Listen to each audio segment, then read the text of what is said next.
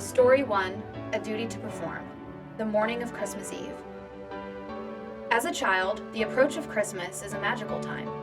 Christmas Eve was a holiday from school, but for Adam and his little brother Matthew, it was not a day to sleep in. For the two boys, there was a most important and ancient duty to perform. It was Christmas Eve and the town was covered in a blanket of white. Despite efforts to clear the roads, they still had 2 to 3 inches of the magic Christmas snow on them. Grandma woke us up early, well before the first light of dawn.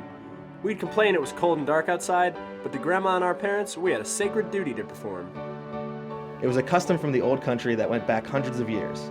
If a young boy visits your home in the very early light of dawn on Christmas Eve, it meant a wonderful Christmas and good luck in the coming year. In our town, each family had its houses to visit. So bundled in our heavy jackets and winter boots, Matthew and I were out the door just as the very faint first light of dawn was appearing. There was a light snow falling. In the snow-covered houses, the early lights of day were seen in the windows as families began their Christmas cooking. The air was thick with the smoke of coal fires, warming the many houses. We had 6 houses to visit. There were 2 relatives, one of Grandma's friends from her childhood, 2 other neighbors, and our godparents, who lived next door to us.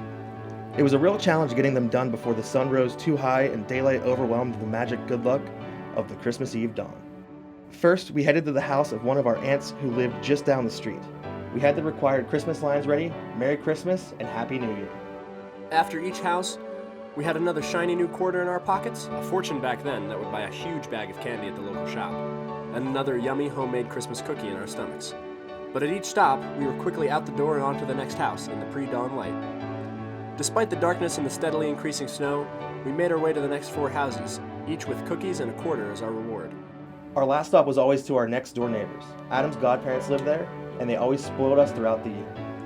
We knew that they would have the special treat waiting, nut and poppy seed rolls straight from the oven, piping hot and gooey.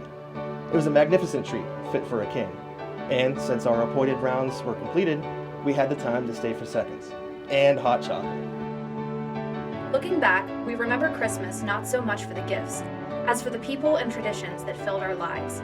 For Matthew, Adam, and many boys in these small towns, it was those early morning treks around the neighborhood in the cold and snow that really meant Christmas was here. And today, in many cities and towns, their grandchildren now carry on the tradition, for it is always a blessing when children greet you on the first light of Christmas Eve morning with wishes for a Merry Christmas and a Happy New Year.